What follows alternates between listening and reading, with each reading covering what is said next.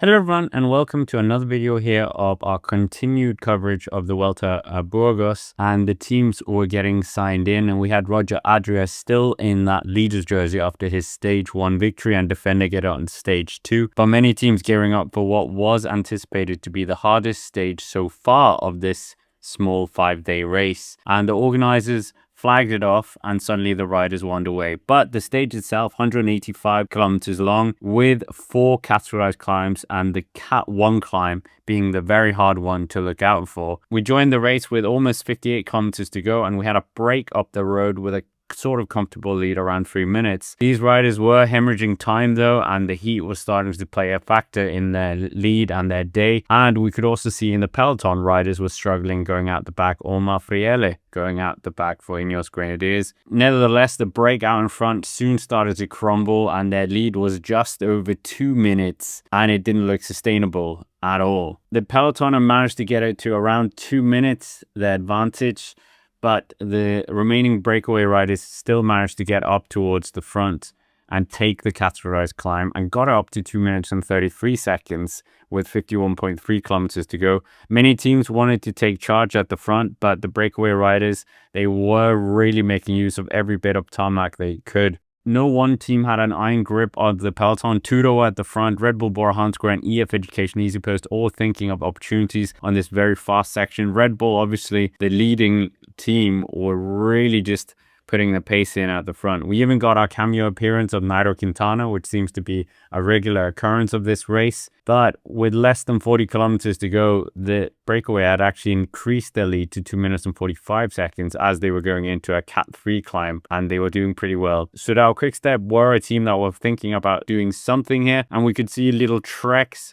Juan Pedro Lopez was going out the back, so he wasn't their chief rider, as they were doing a lot of the work at the front as well. The breakaway riders were doing very well to still stay at the front, and this Cat 3 climb even had a bit of downhill sections as well. The remnants of the breakaway were quickly being pulled in by the Peloton, and then came a sniper attack that we weren't expecting, and that was Mikel Landa attacking on a downhill with ferocious pace, absolutely bombing it down here. No one could even keep up with him from the Peloton, and it looked like he was about to catch the motorbike rider as well. Absolutely beautiful descending down this descent, even though we were in a Cat 3 climb, and we could quickly see the damage done by his descending attack. Many riders not really daring to do the same as Landa, but Landa, the Soudal Quickstep rider, had now got a gap. At the front, we still had the 2 breakaway riders. Their lead had now come down to 1 minute and 45, and Mikel Landa was quickly just hoovering up their advantage, but he hadn't been completely let go by the Peloton either. They were still in hot pursuit, so he still had to go quite hard if he was going to make it all the way to the finish. Landa did seem like he was struggling a bit though, and he was slowly being reeled in by the Peloton. He did cross the top of the categorized climb before the Peloton, but the Peloton were quick behind as well. Landa was still trying to eke out as much of an advantage as possible. He had about 20 seconds on the Peloton and 1 minute and 15 on the breakaway, and doing his best impersonation of the aerotalk position. The 2 riders out in front were still working very well, but Landa seemed like he had the momentum with him, 1 minute and 13 seconds, but still not let go by the Peloton. They still had a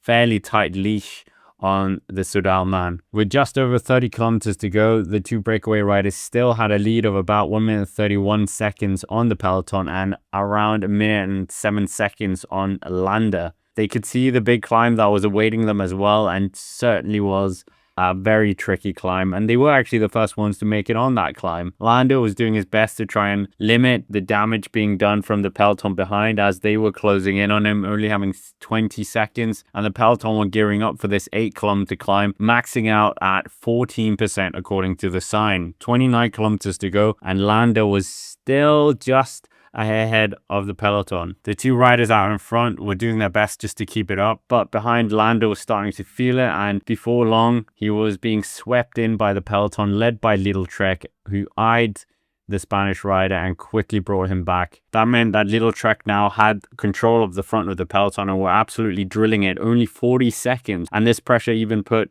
Jordan Labrosse in problems as well. So a lot of riders struggling here, and they absolutely were thundering down the pace now. 25 seconds, and they even got rid of Roger Adria, the leader of the race, at the front, we had a trio form, and that was one of the breakaway riders, the remaining breakaway rider, with his teammate Leo Bizio and Giulio Ciccone. The riders behind were scrambled all over the road with 3.2 kilometers left of the climb, still 25 kilometers of the stage, and some people were really in the hurt locker here. They were really scrambling to try and get up to Ciccone. Once Bizio's teammate was done, he took up the lead at the front with Ciccone on his wheel. These two didn't seem to work much together. Ciccone signaling he didn't really want to work with him. And behind, there was also a bit of Group 2 dynamics happening with the riders. But they quickly saw Bizio and Ciccone, so they were getting a bit more excited. Isaac Del Toro, who we hadn't seen all day, was appearing somewhat relaxed towards the back end of the chasing group. They had a few seconds to make up, but didn't seem too bothered about this. There was 2.4 kilometers left, and Bizio and Ciccone still had a handful of seconds of a lead, as the riders behind really weren't doing anything, and Isaac Del Toro just at the back of the group watching everyone with Egan Bernal. But before long, one rider was starting to feel the pressure, and he tried to bridge up, and this was none other than Lorenzo Fortunato, the blue jersey winner of the Giro d'Italia this year from Astana. He was trying to claw back the riders. Isaac Del Toro still looking fairly relaxed towards the back, just choosing to make himself a bit cooler, and then before long he started to turn on the ignition. It looked like Del Toro was starting to really chase this back, but the riders up in front, they still hadn't let Lorenzo Fortunato back. And then we see Isaac Del Toro really put the engine on and clawing back riders left, right, and center, closing gaps like they're nothing and distancing many riders in the process.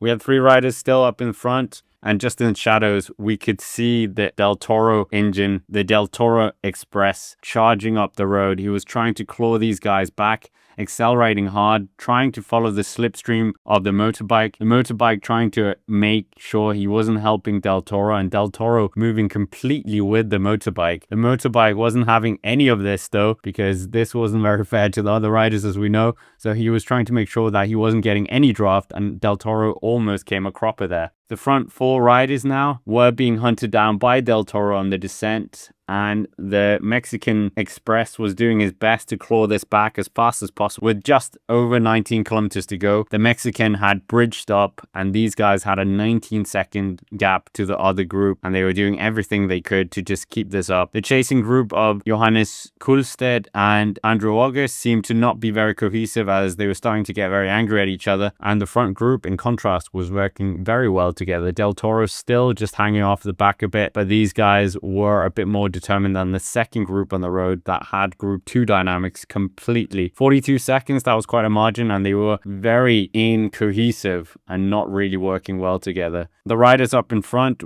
had extended the gap out to 40 seconds, which was a good margin with 12.4 kilometers to go. The second group still all over the place, not quite getting anything together, and that was also because many of them had a teammate up in this front group. Del Toro was just towards the back, getting a bottle from the neutral service car, and what was he gonna do here today?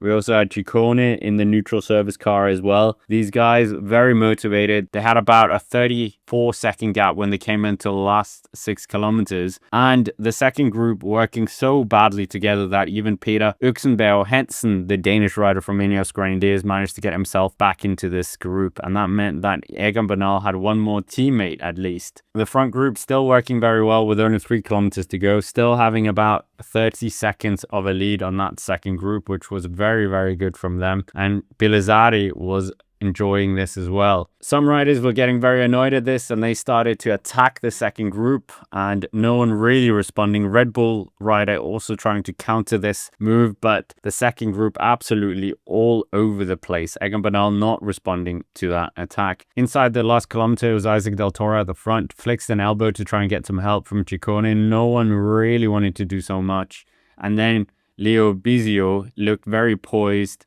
and moments later, the Frenchman managed to get himself up the road, and nobody wanting to hunt this down. Lorenzo Fortunato looking at everyone looking at each other, and that meant that Leo Bizio, the Frenchman, absolutely just got a huge gap between himself and his former breakaway companions here. These guys not really working together. Lorenzo Fortunato looking at everyone, and eventually Del Toro was the guy coming towards the front, but it was Leo Bizio who took the win what an incredible win. And in the sprint, it looked like it was between Ciccone and Pellizzari, the two Italians.